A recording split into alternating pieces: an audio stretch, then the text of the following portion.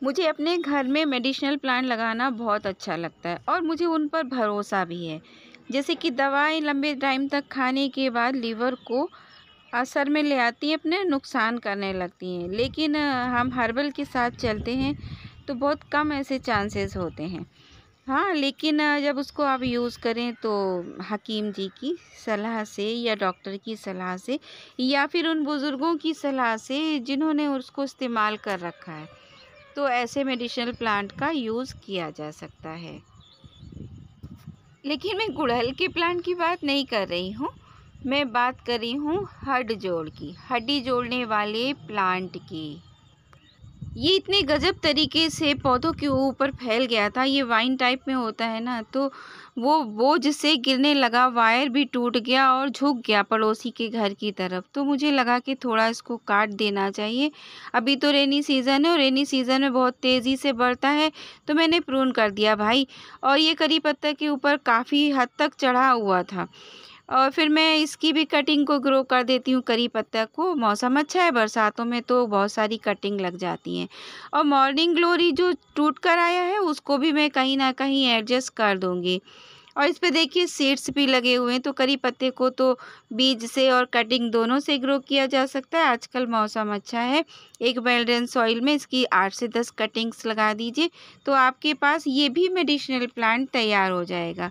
और morning glory की भी वाइन ही होती है, तो ये इसके ऊपर फैली हुई थी। जब मैं इसको तोड़ती हूँ तो कहीं कहीं कंपोस्ट में भर देती हूँ, वहाँ पे भी ग्रो हो जाती है, तो उसको भी आप ग्रो कर सकते हैं ईज़िली।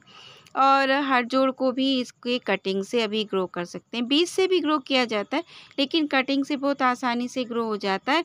तो मैं अभी आपको दिखाऊंगी कि आपको इसे कैसे ग्रो करना होगा, और कुछ यूजेस बता दूंगी, कुछ फ़ायदे बता दूंगी। बहुत हार्डी प्लांट होता है, ज़्यादा केयर की ज़रूरत नहीं पड़ती है, फर्टिलाइज़र देने की भी ज़रूरत नहीं पड़ती है। जैसे और पौधों में जब कभी हम लोग देते हैं तो इसके भी गमले में डाल देते हैं गोट मैन्योर, गोबर खाद वगैरह। तेज़ धूप में चलने वाला पौधा है और सर्दी में डोरमेंट होता है। इतनी ग्रोथ नहीं होती है, वरना पूरे साल ग्रोथ ही होती है। सर्दी में इस पे फ्लावरिंग भी होती है और बहुत खूबसूरत से छोटे-छोटे से फूल आते हैं, फिर उसके बाद में बीज बनते हैं। तो इस हड्ड-जोड़ को, क्योंकि इसका शेप हड्डियों के ऊपर हड्डी, जॉइंट पे ऊपर जॉइंट ऐसा होता है ना, इसलिए इसको हड्ड-जोड़ नाम दिया गया है। आप क्या-क्या कहते हैं इसको बताइएगा। अगर आपके पास नहीं है तो नर्सरी से ले सकते हैं, हर जगह मिल जाता है आसानी से। और इसको एक बार लगा दीजिए तो वाइन की तरह दीवारों पर फैलता है, और इसमें एक जॉइंट पर एक पत्ती भी आती है, ये देखिए। तो 10-10 मीटर तक की हाइट पर ये पहुंच गया, हमारी पूरी वाइन दीवार पर घेर लिया, तो मैंने इसको कट कर दिया। बहुत सारा प्रून करने के बाद भी अभी बहुत सारा बचा है। एक वक्त था 4-5 साल पहले, जब मेरे पास थोड़ा-सा भी नहीं था, तो मैंने अपने ससुराल में, वो हकीम जी हैं, उन्होंने अपने घर में लगा रखा था, तो उनसे 1-2 जॉइंट माँगे थे। तब उन्होंने 1-2 जॉइंट दिए थे, तो उससे मैंने ग्रो किया था। फिर कुछ वक्त बाद ये ज़्यादा वाटरिंग की वजह से ख़राब हो गया था, क्योंकि मुझे ये नहीं मालूम था कि बहुत कम पानी में ये चलने वाला है। लेकिन फिर जब से दोबारा मैं फिर लेकर आई और फिर मैंने उनसे ग्रो किया, आज ये हाल है कि ये छाया हुआ है।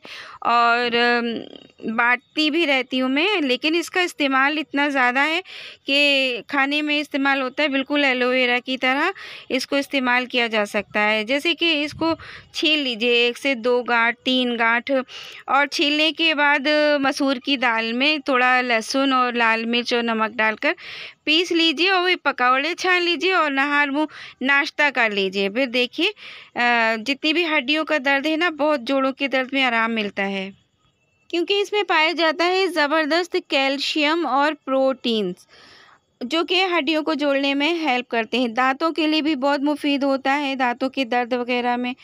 और इसका इस्तेमाल जूस बनाकर भी किया जाता है। जैसे कि इसको छीलने के बाद कुचल लीजिए और पानी में छान कर उसको पी लीजिए। थोड़ा-सा ये जैसे कि कनकनाती है ना घुइयाँ वगैरह, वैसे हल्का-सा कनकनाता है, लेकिन अगर इसको चीनी के साथ या गुड़ के साथ खाएँगे तो फिर इसकी वो कनकनाहट, वो तीखापन कम हो जाता है, या पता ही नहीं चलता। और पकौड़े में तो पता ही नहीं चलता है। हाँ, हाथ वगैरह में अगर कनकनाहट हो तो वो लगा लीजिए घी, उससे दूर हो जाता है।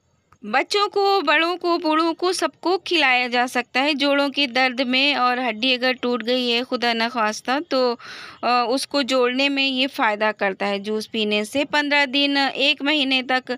और इसके अलावा इसको कुचल कर सरसों के तेल में पका लीजिए और जब इस तेल का इस्तेमाल मालिश में करेंगे तो आपके कहीं भी हाथ में, पैर में, बॉडी में कहीं पे भी दर्द हो रहा है तो वो दर्द को खींच लेता है। देखिए इसके हर जॉइंट पर एक पत्ता आता है और इसकी एरियल रूट्स होती हैं जैसे कि मनी प्लांट में होती हैं। इसी वजह से हर जॉइंट को लगा देने से मिट्टी में, किसी भी तरह की मिट्टी में ये लग जाता है। तो लगा देंगे, इस तरह से ज़्यादा दबाइए भी नहीं, बस रख दीजिए और ये ग्रो हो जाएगा। चाहे 1 जॉइंट लगाइए, चाहे 2 और 3, बस आप लगा दीजिए। लिटाकर फेंक भी देंगे मिट्टी में तो भी ग्रो हो जाएगा। देखिए मैंने कंपोस्ट में भर दिया, मतलब कटिंग की, तोड़ फोड़ के भर भी दिया, तो भी देखिए यहाँ पर ये ग्रो हो रहा है। तो ये बहुत आसानी से ग्रो होता है। सर्दी में इसके पत्ते नज़र नहीं आते। और हाँ, इसका सुखाने के बाद पाउडर भी बनाया जाता है, जो कि मेडिकल स्टोर पे इसके हड़जोड़ के पाउडर भी आते हैं। दूध के साथ इस्तेमाल किए जाते हैं, मतलब फाँक लो और दूध पी लो 1 गिलास, तो सेहत के लिए बहुत अच्छा होता है। पेट के कीड़े मर जाते हैं। तो ये देखिए ये जिधर-जिधर कंपोस्ट में भरा हुआ है ना, वहाँ-वहाँ निकल रहा है। इसके पत्ते देखने में बहुत खूबसूरत होते हैं। कीड़े-मकोड़े का अटैक इस पर नहीं पड़ते हुए देखा मैंने। ये देखिए कितनी बड़ी-बड़ी जड़ें लटक रही हैं, लाल-लाल, बेहद हसीन, बेहद खूबसूरत। जॉइंट पर जॉइंट रखा हुआ, इसीलिए इसको बोन सेटर भी बोलते हैं, मतलब बोन को सेट कर देता है। देखिए हड्डी पर हड्डी लग रहा है ना, तो देखने में कितना खूबसूरत। और जब नए-नए लीव्स आते हैं तो ये थोड़ा-थोड़ा रेडिश हो जाता है। इस तरह लटक कर आता है, बेलों पर, पेड़ों पर चढ़ जाता है, तो बहुत प्यारा लगता है। आपके गार्डन में लगा हुआ आपके गार्डन की खूबसूरती को बढ़ा देता है। तो आयुर्वेद में तो इसका इस्तेमाल है ही, हज़ारों रुपए का खर्चा बचा देगा और फ्री में तैयार होने वाला पौधा है, बहुत कम केयर में चलने वाला पौधा है। तो इसको आप अपने गार्डन में ज़रूर ऐड कीजिए और इसका इस्तेमाल भी कीजिए। बड़े बुज़ुर्गों से पूछ लीजिए, थोड़ा-थोड़ा इस्तेमाल करके देखिए, अगर फ़ायदा हो तो फिर। ऐसे पकौड़े किसको बुरे लगते हैं। तो मैं इसको इतना सारा क्या करूँगी, तो मैं कहीं क्यारी वगैरह पे रख देती हूँ और धीरे-धीरे ये कंपोस्ट बन जाएगा। अगर ज़रूरत पड़ी तो इसी में से मैं लेती रहूँगी। बहुत ही ज़्यादा इस्तेमाल का पौधा है और आजकल ना सब लोग दवा के चक्कर में ही पड़े रहते हैं, इंग्लिश दवाएँ खाते हैं, उनको बाद में बहुत सारी प्रॉब्लम्स भी हो जाती हैं, गर्मी कर जाता है, लेकिन इसका इस्तेमाल ठीक रहता है। तो वीडियो पर लाइक कीजिए, शेयर कीजिए, चैनल को सब्सक्राइब कीजिए। फिर मिलते हैं नेक्स्ट वीडियो में, तब तक के लिए अल्लाह हाफ़िज़।